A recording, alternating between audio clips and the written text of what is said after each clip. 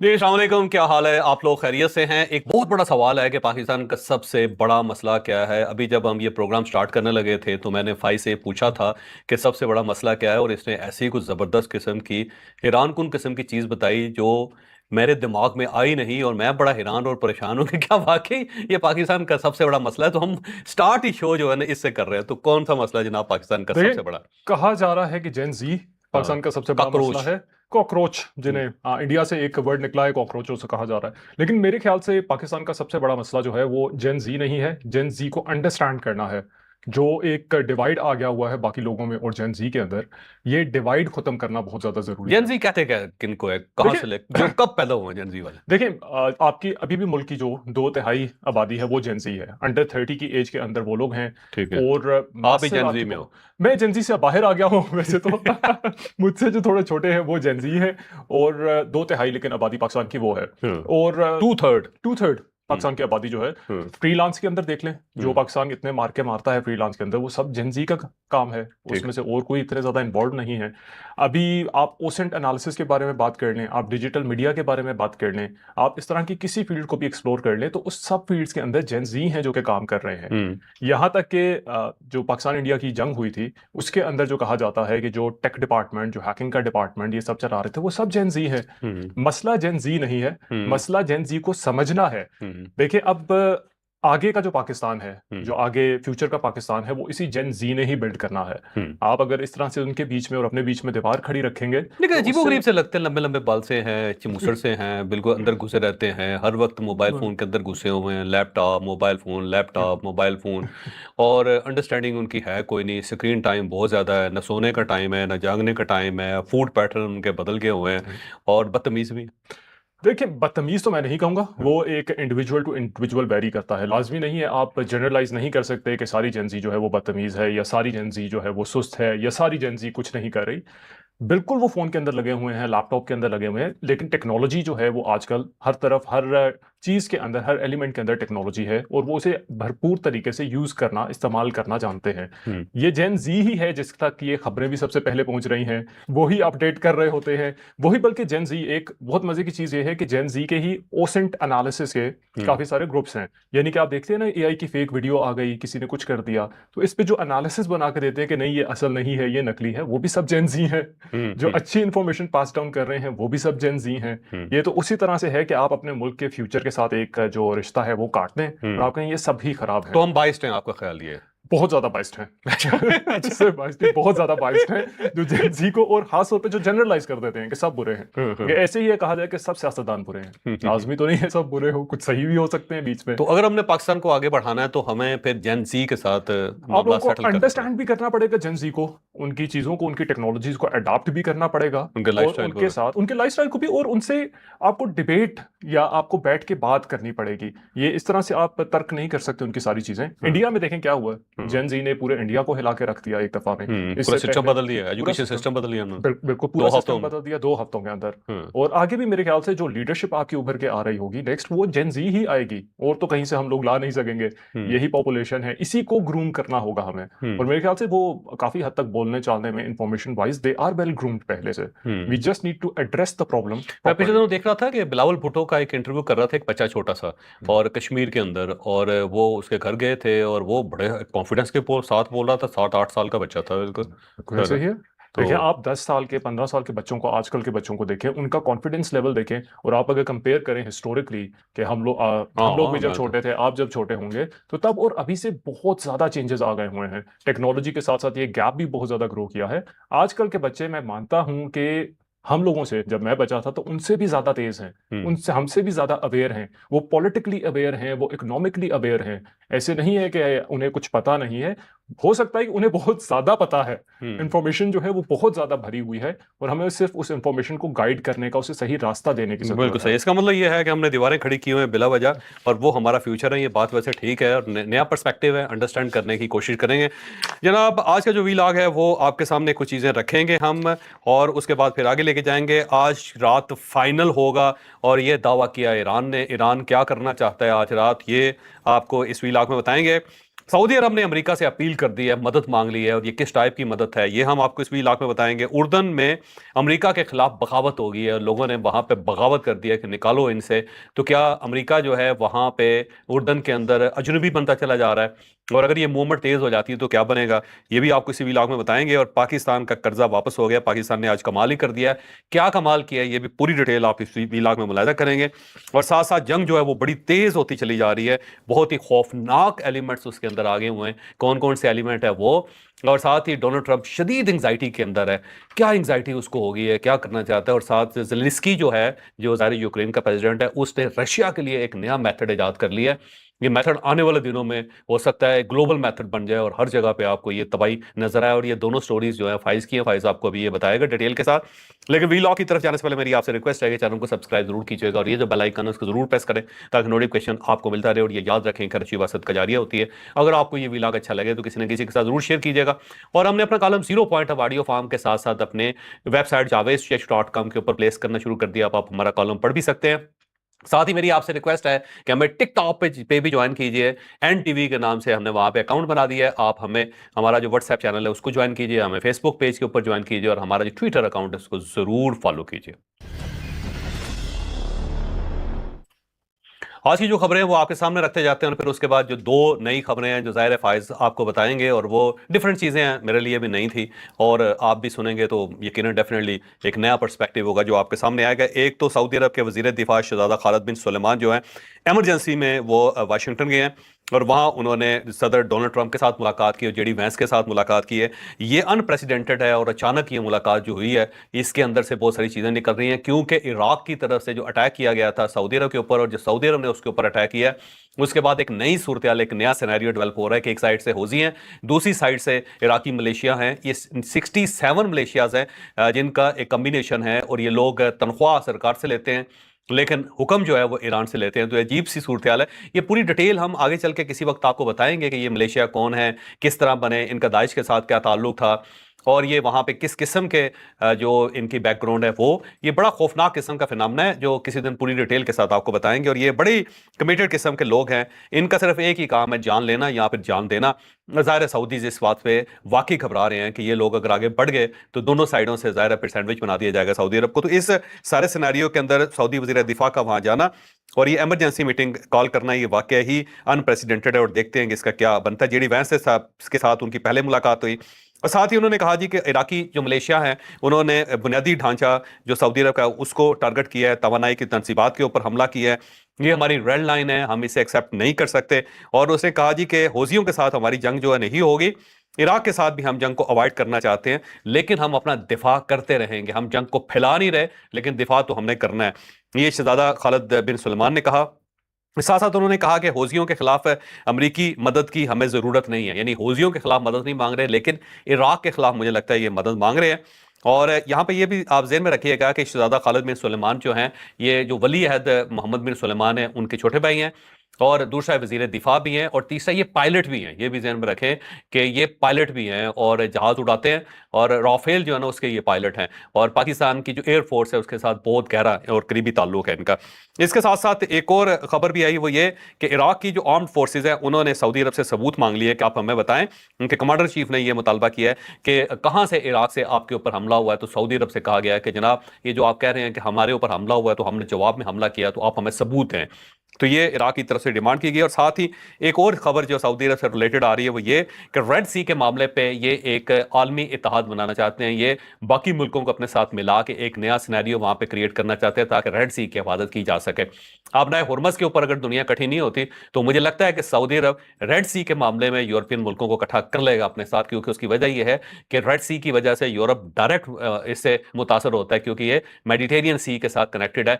जो trade Mediterranean सी से होती है या मेडिटेरियन सी की तरफ जाती है तो रेड सी से गुजर के जाती है, तो अब ये यूरोप बराह रास्त इससे मुतासर होगा। तो मुझे लगता है कि सऊदी अरब इनको कायल कर लेगा और इसके बाद यहाँ पे एक बड़ा प्लेटफॉर्म बन जाएगा। इसके साथ साथ जनाब आज अमेरिका की तरफ से अटैक हुआ ईरान के ऊपर। ईरान के 9 शहरों के ऊपर अटैक हुआ और ये बड़ा हमला हुआ है, जिसके अंदर कशम जजीरा है, उसके ऊपर कैश जजीरा है, उसके ऊपर बंदर अब्बास, अबादान, बोशर, बोशर जो है ना, इनका एक न्यूक्लियर प्लांट है वहां पे, और ये बिजली प्रोवाइड करता है, और ये तवानाई का प्लांट है, इसके ऊपर भी अटैक मुसलसल हो रहे हैं। अबू मूसा शहर है, उसके ऊपर अटैक हुआ है। कैश एक जजीरा है इनका, वो मैं पहले आपको बता चुका हूँ, उसके ऊपर भी अटैक हुआ है। और दूसरा ये कि कशम के अंदर मुकामी लोग जो है ना, उनके ऊपर भी हमला हुआ है। इस वक्त वहां पे रेस्क्यू वर्क चल रहा है। और साथ ही ईरान और साथ ही डोनाल्ड ट्रंप ने ये कहा था कि जब हमला हुआ था जॉर्डन के ऊपर, तो हम इसका सख्त जवाब देंगे। तो ये सख्त जवाब जो है रात को दिया गया है, और सेंटकॉम ने इसको तस्लीम किया है कि जी हमने हमला किया।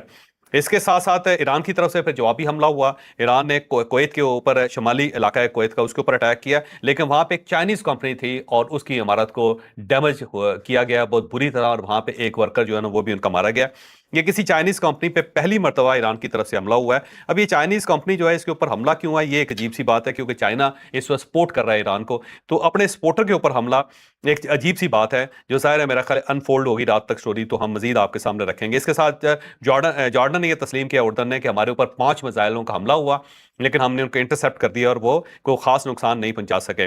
और ये जो है अल जरक, उनका जो एयर बेस है, उसके ऊपर अटैक हुआ, और ईरान ने क्लेम किया है कि हमने वहां पे जहाज तबाह कर दिया, और वहां पे F-35 जहाज भी था, और जहाजों का जो हैंगर है वो भी बकौल उनके कि हमने तबाह बर्बाद कर दिया है। साथ ही जो समंदरों से खबरें हैं कुछ, वो भी आपके सामने रखते जाते हैं। एक तो कतरी LNG का जहाज जो है वो अब अपना हुर्मत से आज गुजरा है, और ये 3 हफ्तों के बाद पहला जहाज है जो कतर से LNG लेके बाहर निकला है, और ईरान ने उसको इजाजत दी है। मेरा ख्याल है ये पाकिस्तान की तरफ आ रहा होगा, ये चाइना की तरफ जा रहा होगा, क्योंकि चाइना और पाकिस्तान सिर्फ 2 मुल्क हैं जिनको LNG वहां से ले जाने की इजाजत है, बाकी किसी को इजाजत नहीं है। इसके साथ साथ मिस्र की बंदरगाह जो है, दिमात उसका नाम है, उसके ऊपर अटैक हुआ है, और ये अटैक ड्रोन अटैक है, और ये पहला हमला है मिस्र की तरफ। तो इसका मतलब ये है कि जंग फैलते चली जा रही है। ये पहले सऊदी अरब या फिर ये मिडल ईस्ट तक थी, फिर ये सऊदी अरब तक गई, फिर ये इराक तक गई, फिर ये होजियों या यमन तक गई, और अब ये मिस्र तक जा रही है, जो इंतहाई खतरनाक है। साथ ही इसके अंदर ज़ाहिर है यूक्रेन भी शामिल हो रहा है, तो ये कहीं ऐसा ना हो कि महीने 1.5 महीने के अंदर 10, 15, 20 मुल्कों तक फैल जाए, जो खतरनाक होगी। और ड्रोन हमला है, उससे 2 जहाज़ों को आग लगी वहां पे, और ये जहाज़ जो थे ये बरतानवी जहाज़ थे, और ये बहरी सिक्योरिटी कंपनी के जहाज़ थे जिसके ऊपर अटैक हुआ है। अमेरिका ने ईरान की बहरी नाकाबंदी जो है मजीद सख्त करने का ऐलान कर दिया। अब उसने कहा जी मजीद हम टाइट कर रहे हैं, पहले भी टाइट थे और इसको मजीद अब हम 100% इसको मजीद टाइट कर रहे हैं। साथ ही ये पता चला है कि अब तक 20 जहाज़ों को रोका गया अमेरिका की तरफ से। 18 जहाज़ पहले रोके गए हैं, 2 जहाज़ आज रोके गए हैं, तो 20 जहाज़ जो हैं वो सेंटकॉम ने दावा किया है कि हमने यहाँ से रोक लिया और उनको अंदर जाने हमने नहीं दिया। इसके साथ साथ जनाब पासदारान ने ऐलान किया है कि आज रात जारे को सजा दी जाएगी, यानी हमलावर को, ये जिन्होंने जारहियत की उनको सजा दी जाएगी। तो इसका मतलब ये हुआ कि ये को फाइनल कॉल उन्होंने दे दी आज रात, और साथ उन्होंने कहा कि अल्लाह की मदद से हम ये अटैक आज बड़ा अटैक करने लगे हैं। तो इसका मतलब ये हुआ कि आज की रात जो है वो ज़्यादा खौफनाक और ख़तरनाक है ईरान की तरफ से। अब इसका क्या जवाब निकलता है आगे चल के हम देखेंगे, रात के वक्त के क्या इसका नतीजा निकलता है। और साथ साथ ही जनाब कुछ और खबरें हैं। एक तो बलूचिस्तान से बड़ी पूरी खबर आई है कि तुरबत से नासराबाद में से मजदूर अगवा कर लिए गए थे कल, उसमें से 6 मजदूरों को कत्ल कर दिया गया। ये केच के इलाके कलातक से गिरफ्तार हुए थे, अगवा किए गए थे। और फिर उसके बाद जो पहला एक मजदूर था जावेद, उसका नाम था, स्वाबी के साथ उसका ताल्लुक, तो उसे वहीं पे गोली मार दी गई है। अब 6 जो मजदूर हैं, इनमें से 4 का ताल्लुक पंजाब के साथ यानी बहावलपुर लोधरा से, और 2 का KP के साथ है। इनको आज कत्ल करके इनकी लाशें फेंक दी गई और बड़ी बुरी तरह इनको कत्ल किया गया है। बहुत ही खौफनाक तरीके से लाशों को देखा नहीं जा पा रहा। इससे अंदाजा लगाएं कि बलोचिस्तान के अंदर इस वक्त हो क्या रहा है।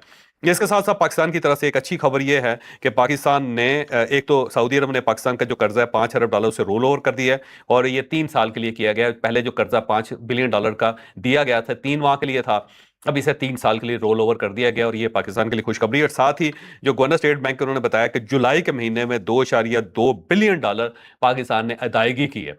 $2.2 बिलियन, तो इसका मतलब है कि हम अपने कर्जे भी अदा करते चले जा रहे हैं। और ये बेसिकली $1.4 बिलियन चीन का कर्जा था जिसे पाकिस्तान ने अदा किया है। और अब पाकिस्तान के जो कर्जे टोटल है $26.5 बिलियन है। ये फॉरन जो बाहर से कर्जा लिया हुआ वो है, और वो कम होकर $21.5 बिलियन हो गया। तो ये पाकिस्तान के लिए बड़ा अच्छा है। और इस साल बताया गया है कि $3.5 बिलियन हमने सूद की अदायगी करनी है, जो टू मच है पाकिस्तान की इकोनॉमी के लिए। पाकिस्तान को जैसे तैसे करके इन कर्जों से जान छुड़ा लेनी चाहिए। अगर जान छूट जाए तो पाकिस्तान जो आने वाले दिनों में बहुत ज्यादा तरक्की करेगा और बहुत आगे बढ़ जाएगा। इसके साथ साथ एक और खबर है, वो खबर ये है कि अवाम, जो उर्दन के अवाम है, जॉर्डन के अवाम, उन्होंने एक खुला खत लिखा है, और ये सैकड़ों लोगों ने मिलकर खत लिखा है, और उसके अंदर उन्होंने गवर्नमेंट से अपील की है कि अमरीकियों को यहाँ से निकाल दें, क्योंकि उसकी वजह से हम सब मारे जा रहे हैं और बड़ी तबाही उर्दन के अंदर आ रही है। ना हमको बाहर जा सकते हैं, ना बाहर से कोई बंदा अंदर आ रहा है। और दूसरा है खाने पीने की अशिया का भी बड़ा मसला है, क्योंकि हर रोज हमारे ऊपर हमला होता है, ये हमला होता है अमरीकियों की वजह से। तो अमरीकियों के अड्डे यहाँ से बंद किए जाएं ताकि ये क्राइसिस जो है इसको खत्म किया जा सके। इससे इसके साथ साथ एक और बड़ी खौफनाक चीज ये है कि कल पार्लियामेंट के अंदर एक ताज़ीती एक तकरीब होनी थी, एक ताज़ियत के लिए एक रुकन ने खड़े होकर कहा कि हमें अमेरिकन जो मारे जा रहे हैं उनके लिए ताज़ीती पैगाम जारी करना चाहिए, दुआ करनी चाहिए। तो सब लोगों ने उसके ऊपर इनकार कर दिया, उन्होंने कहा जो अमेरिकन मारे जा रहे हैं हम उनके लिए ताज़ीती दुआ यहाँ पे नहीं करेंगे। तो ये एक अजीब सी बात है। इसका मतलब ये हुआ कि उर्दन के अंदर लोगों ने अब अमेरिकन के खिलाफ खड़ा होना शुरू कर दिया, और अगर ये ट्रेंड बन गया तो मिडिल ईस्ट के अंदर बड़ी तबाही आएगी। इसके साथ साथ जनाब तेल की कीमतें जो उसके अंदर कमी आ गई है। इस सिनेरियो के अंदर भी जब इतने ज़्यादा फसादात हो रहे हैं, लड़ाइयाँ हो रही हैं, लेकिन तेल जो है उसकी कीमत में आज भी कमी हुई। 89.45 जो है डॉलर पर बैरल आ गया, और दूसरा जो अमेरिकन ऑयल है वो 83.90 है। तो ये वाला जो सारी चीज़ें ये बड़ी हैरानकुन है। और साथ ही एक खबर चल रही थी जिसे पाकिस्तान की गवर्नमेंट ने रिजेक्ट कर दिया है। वो खबर ये चल रही थी कि ईरान के पास जो चाइना से एक दिफाई सिस्टम आ रहा है जो कंधे के ऊपर रख के इस्तेमाल किया जाता है, वो पाकिस्तान के जरिए जाएगा ईरान के पास। तो हुकूमत पाकिस्तान ने कहा ये बकवास है, हम क्यों इस के अंदर इन्वॉल्व होंगे, और हमें क्या जरूरत है कि पराई जंग जो उसको अपने घर तक ले आए। अब फाइज के पास जाते हैं, दो इनके पास खबरें। एक तो ये है कि अमेरिका के अंदर एक तकसीम है इस वक्त। सेंटकॉम के जो कमांडर है एडमिरल कूपर, उन्होंने कहा है जी कि हमें बड़ा हमला करना चाहिए, 2 हफ्तों तक मुहित होना चाहिए हमला, ताकि हम ईरान को वंस फॉर ऑल फ्लैट कर दें। लेकिन पीट हेक्सेस जो है जो वो कहते हैं जी हमें अपने डिफेंस स्टॉक बचाने चाहिए और हमें हमला नहीं करना चाहिए। तो क्या सूरत हाल है? बिल्कुल ऐसे ही है। एनबीसी की अगर रिपोर्ट देखी जाए तो उसने कहा है कि ट्रम्प इज एग्जेस्परेटेड। एग्जेस्परेटेड का मतलब वो है कि ऐसी एंग्जाइटी जो इंसान को होती है, जो बस स्टॉप पे खड़ा हो, दफ्तर पहुंचना है उसने और बॉस की कॉल आ रही हो कि 10 मिनट में ना पहुंचा तो मैं तो देख लूंगा, ये इस तरह की एंग्जाइटी उसे बिल्डअप हुई हुई है। उसका रीजन ये है कि ट्रम्प की अपनी टीम्स जो हैं वो एक टेबल पे मिल के नहीं बैठ सक रही। एक टीम कहती है कि हमें हमला करना चाहिए, और खासतौर पर ये पिकेक्स के बारे में भी बात करते हैं कि उसे फ्लैट कर देना चाहिए। ठीक है। दूसरी वहां पे ही जो अमेरिका फर्स्ट वाली टीम है वो चाहती है कि डील हो जाए, चीजों को खत्म किया जाए, सेटल डाउन किया जाए। अब इसके अंदर हर किसी के बहुत सारे उसे ऑप्शंस दिए जाते हैं। एक टेक्निकल इशू इनके पास ये भी है कि सप्लाईज जो हैं ऑल टाइम लो पर हैं, ऑयल रिजर्व की भी और इनके पास एम्यूनेशन की सप्लाई जो है डिफेंस के लिए भी।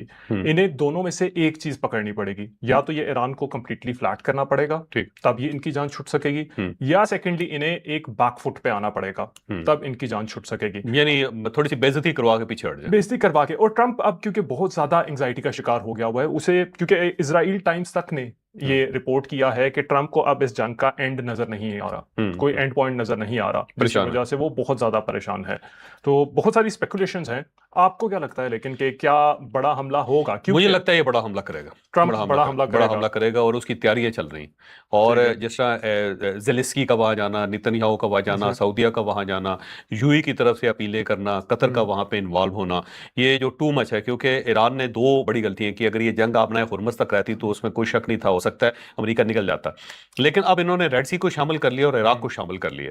तो इससे अब अगर अमेरिका निकलता है तो मिडल ईस्ट से उसे फिर हाथ धोना पड़ेगा, यहां से फिर उसको अपने अड्डे समेटने पड़ेंगे, और यहाँ पे ईरान का इन्फ्लुएंस बहुत ज्यादा बढ़ जाएगा, और इसको अफोर्ड नहीं कर सकता डोनाल्ड ट्रंप। तो डोनाल्ड ट्रंप के पास ऑप्शन सिर्फ एक ही है कि वो एक बड़ा हमला करके फ्लैट करे ईरान को। देखिए, डोनाल्ड ट्रंप कहता तो है कि मैं बीटिंग दूंगा, बड़ा हार्ड हिट करेंगे, लेकिन हिस्ट्री जो है ट्रंप की वो भी हमें ये बताती है कि जब भी उसकी बड़ी सुलह या कुछ भी हुआ है उससे पहले उसकी धमकी भी उतनी ही बड़ी हुई है।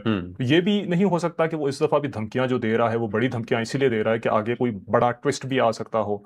देखिए, क्योंकि ट्रंप काम करता है मैडमैन थ्योरी पे, जो निक्सन भी यूज किया करता था कि इस तरह एक्ट करो कि दुश्मन को पता ही ना चले कि आप कब करने लगे हो। पागलपन के दुश्मन को डरे कि कुछ भी कर सकता है। लेकिन देखिए, मैडमैन थ्योरी जो है वो सिर्फ तब असर करती है जब दुश्मन इस चीज को माने कि आप इस तरह के हो, और अगर वो आपसे बड़ा पागल हो और आपसे वो डरे। लेकिन ईरान जो है वो उस थ्योरी के अगेंस्ट वो कॉन्टिन्यूस हमले करता जा रहा है। तो इस पे अब बहुत ज्यादा वो डिवाइड जो एक क्रिएट हो गई है। दूसरी चीज ये है कि न्यूयॉर्क के अंदर जो एक और चीज ट्रंप को बहुत ज्यादा चुभती है, न्यूयॉर्क के अंदर एक ट्रंप का ईरान वॉर पार्टिसिपेशन की बहुत बड़ी ट्रॉफी लगा दी गई है वहां पे। ठीक है, लोगों की तरफ से ये ट्रॉफी लगाई गई है, ये इसे मॉक करने के लिए कि ट्रंप जो है उसकी इन्वॉल्वमेंट जो है वॉर के अंदर वो सिर्फ पार्टिसिपेशन की हद तक की थी। ठीक है, ना ये जीत सक रहा है ना उससे जान छुड़वा सक रहा है। तो मतलब यूएस के अंदर एक पब्लिक का डिवाइड ट्रंप की जो वोटिंग का सेक्टर है वो सबसे पॉइंट्स नीचे आए हुए हैं। एक कियोस बन रहा है अमेरिकन गवर्नमेंट के लिए, अमेरिकन गवर्नेंस के लिए और ट्रंप के फ्यूचर के लिए भी।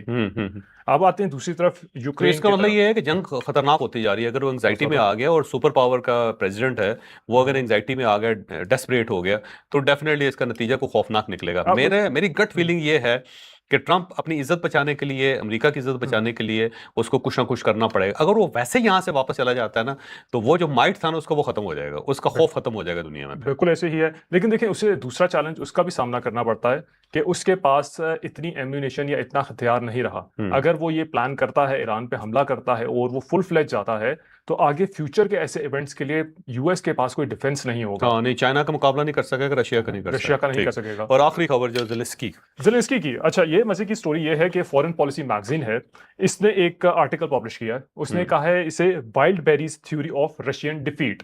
सबसे पहले अंडरस्टैंड करना जरूरी है कि वाइल्ड बेरीज है क्या। वाइल्ड बेरीज 2004 में बना हुआ रशिया का एक ई कॉमर्स प्लेटफॉर्म है, जो बनाया था ततियाना केम ने। ये एक स्कूल टीचर थी, ये प्रेगनेंसी की उस पे लीव में थी, तो तब इन्होंने ये बनाया था।